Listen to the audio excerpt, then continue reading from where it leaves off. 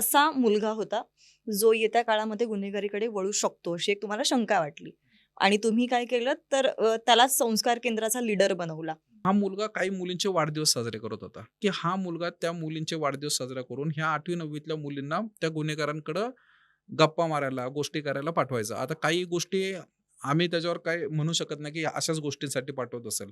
पण हा तो मीडिएटर होता.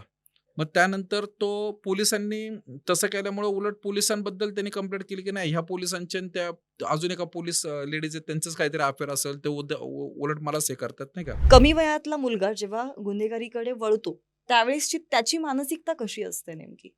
समाजातल्या प्रतिष्ठित व्यक्तीला दुसऱ्या लाईनीत, तिसऱ्या लाईनीत बसायची वेळ आली आणि पहिल्या लाईनीत तो कोण बसलं होतं? तर गुंड बसला होता. म्हणजे निवडून येण्यासाठी राजकीय लोकांना गुन्हेगार लागतात. ह्याच गुन्हेगार भविष्यात नगरसेवक झालेले बघितलेत आपण. एका निरपराध मुलीला त्या आरोपी बरोबर लग्न करायला लागलं होतं. ती नेमकी काय घटना होती? एका स्लम एरियातली एक मुलगी होती आणि त्या मुलीला एक गुन्हेगार खूप त्रास द्यायचा. तात्पुरता अटक झाला, पण 4 दिवसांनी परत सुटून आला. तर एका दिवशी त्या मुलाने रिक्षा घेऊन आला आणि अचानक तिला रिक्षात टाकलं. रिक्षात टाकलं आणि एका लॉजवर नेलं. अधिकाऱ्याची मुलगी ती गुन्हेगाराच्या प्रेमात पडली होती. गुन्हेगाराचं लग्न झालेलं होतं. गुन्हेगार त्याच्या बायकोबरोबर राहत असताना हे प्रकरण होतं. खूप मोठा चेंज झाला. ज्यांनी 35 वर्ष आपले झेंडे जाळले, ते आज गेली 4 वर्ष आपला झेंडावंदन करतायत. ज्यावेळेस हे अधिकारी त्या भागामध्ये काम करतात, त्यावेळेस त्या अधिकाऱ्यांना काय-काय चॅलेंजेस फेस करावे लागतात. कारण तुम्ही त्यांच्यासोबत काम केलेलं आहे आणि महत्त्वाचं म्हणजे तिथल्या लोकांचा विश्वास कमावणं कितपत कठीण आहे. जन्म मृत्यू दाखल्यापासून ते लग्न लावण्यापर्यंत पोलीस अधिकारी काम करत असतात.